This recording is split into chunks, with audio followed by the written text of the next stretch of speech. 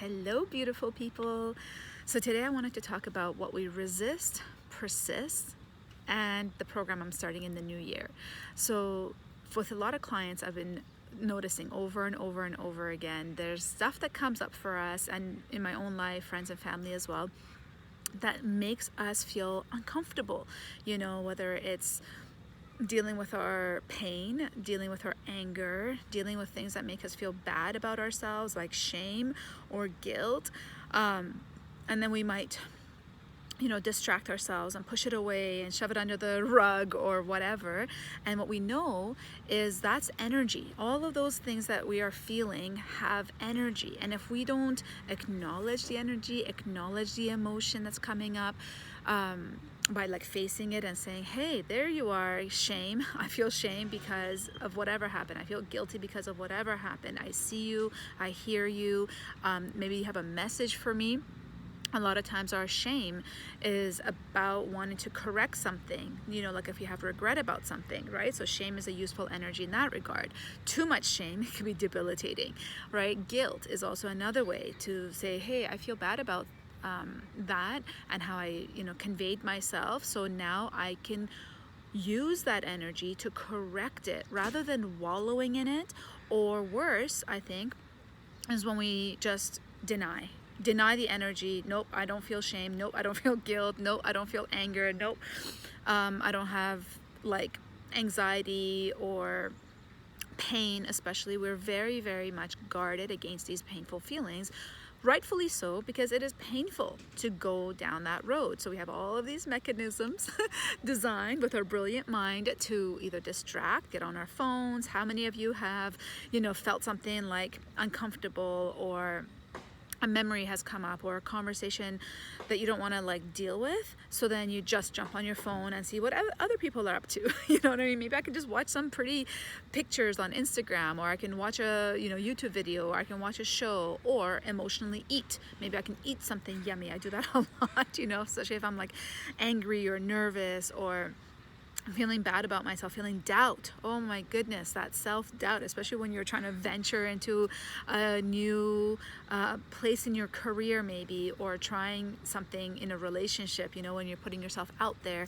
And it's nerve-wracking, right? So we might try to stuff that feeling, stuff it with the food, get it? So that we don't speak it, we don't acknowledge it, right? Anger too. Anger is oftentimes the surface emotion where underneath there's pain, but anger is also the stop emotion, right? So it's hard to feel these feelings. And so what I want to tell you, what I want to express to you from my heart, is that allow yourself. What if you allowed yourself for that emotion? Is just energy in motion trying to emerge. It usually has a message for you. What if instead of denying it, suppressing it, running away from it, getting out of our mind with drugs and alcohol or TV or whatever, what if we just listened for once? You know what I mean? Really listen to ourselves and what we're feeling. It might be somewhere in the body, especially if you're having like aches and pains or migraines. Your body is also trying to speak to you. So what about getting curious, right? With a lot of clients, I say, hey, get curious of like, I've been not sleeping very well, or I've been having this like nagging headache, or this like stomach issues, stomach pains, ulcers, allergies, whatever it is. I wonder what my body is trying to tell me. And if a feeling comes up associated with that, or a thought, ask it more. Get curious. Like, what is this trying to tell me? Why is this so important to me? Why is this memory of this fight that I had so painful? Or this loss. We've had so much loss that we've had to adjust to lately. So about getting in touch with that and acknowledging that there has been a lot of loss, and I've been trying to not think about it, not feel it. Don't think, don't feel. Be the brave girl you must be, right? Or however that Elsa song goes. But when we acknowledge it, that's how it releases. That's how it truly loosens its grip on us, right?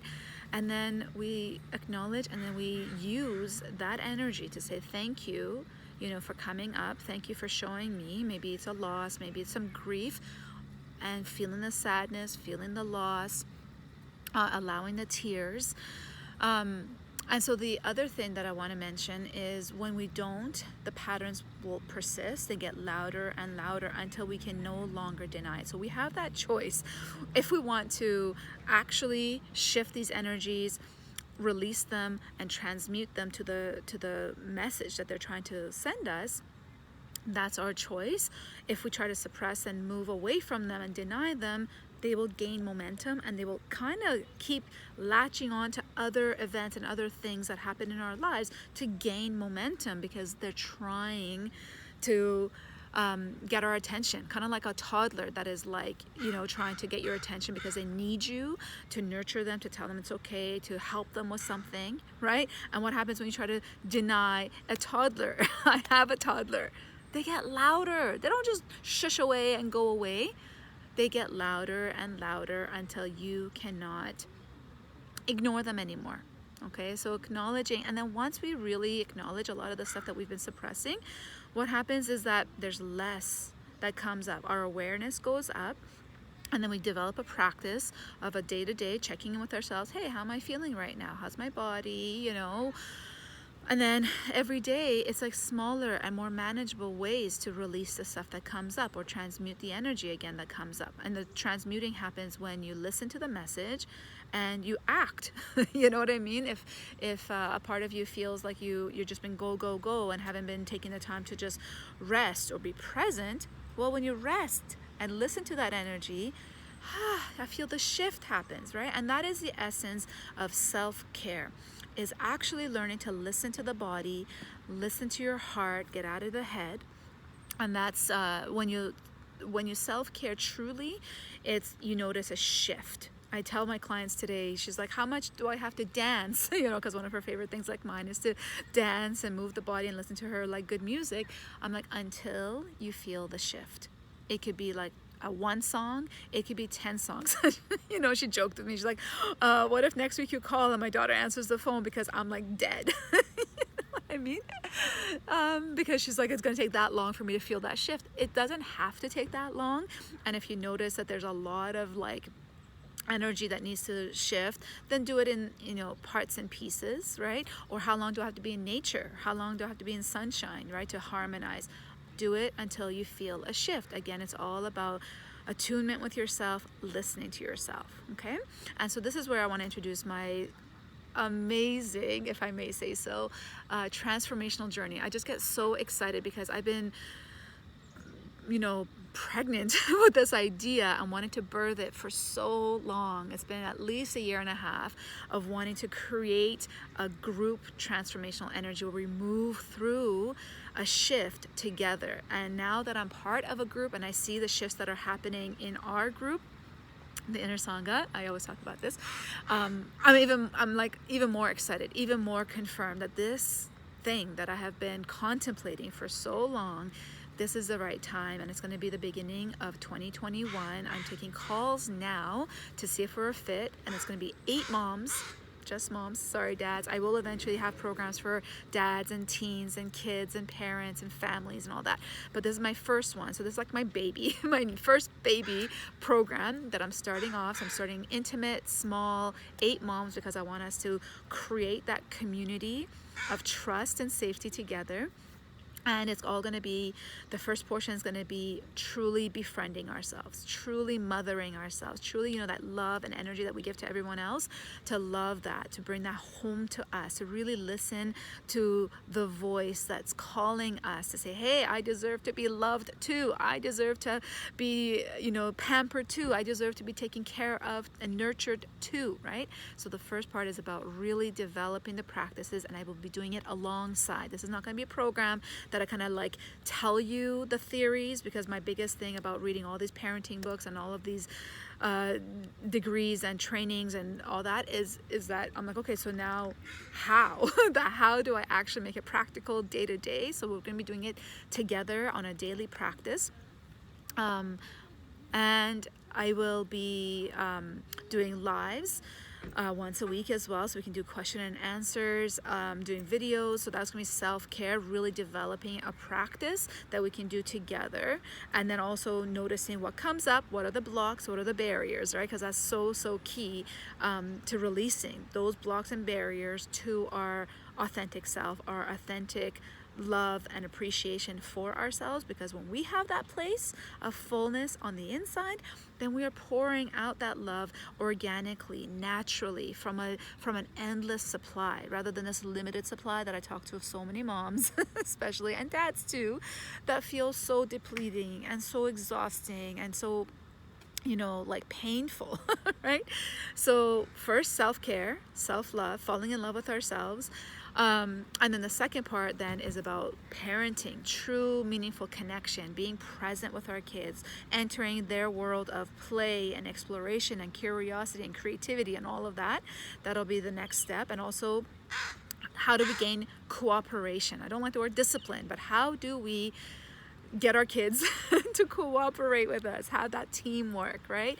And what practices, again, it's all going to be experiential. It's going to be practices and really developing a customized plan for each family, because my biggest passion is to help families transform, actually. And I'm starting with moms because I see moms as this emotional, beautiful epicenter, and everyone's kind of like revolving around her heart energy. So I'm going to be fueling your heart, inspiring your mind, right, through clarity, because we do hypnotherapy and meditation to clear the mind, center in ourselves, learn how to get grounded moment by moment, right?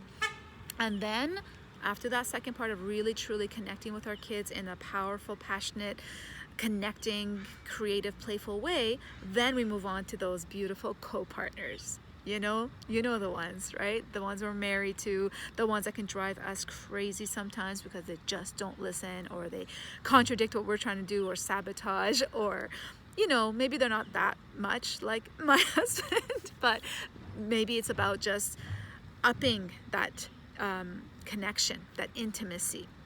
You know what I mean? And I always say intimacy begins with into me, I see, then into me, you see. Because then when we have a deep knowledge and understanding and empathy and love and compassion for ourselves, then we can express that and invite other people to truly see us, not with the masks, not with the limitations, not with, you know, what we think other people want, or the people pleaser, or the conflict avoider, all of these masks and layers that are bogging our energy down. You know, so it's gonna be a lot of releasing, a lot of letting go, and bringing in what we do want, which is that peace, that presence, that playfulness, that deep connection and love and harmony within ourselves, and from that inner harmony with the outside. So let me know if you're interested. I'll put a link down below to book a call, because it's all about alignment and making a fit. It's gonna be 8 moms for 8 weeks in the new year, possibly, and I'm not, don't quote me, but possibly starting on January 8th. So then we can go 8, 8, 8, and my son is 8, and 8 is like this infinity symbol turned sideways. So I felt that calling, and I'm planning it, and I'm super excited, and I'm already talking to a few moms. So if this calls to you, if this resonates, if you're like ready for that shift or that result in your life, if you're sick and tired of like not being satisfied, and you know there's a voice inside of you that says there is, you know, better way. There is a way that I can feel more energized, more in love with myself, with my life, right? This would be the program for you. So let me know. Let's get on a call. Let me see what your challenges are and see if I can actually serve you, if we're feeling aligned. And if not, at least I'll share my insights. So it's a win-win for you as well, okay? Mwah. Much love to you all. Share this with whoever you know can benefit. Okay.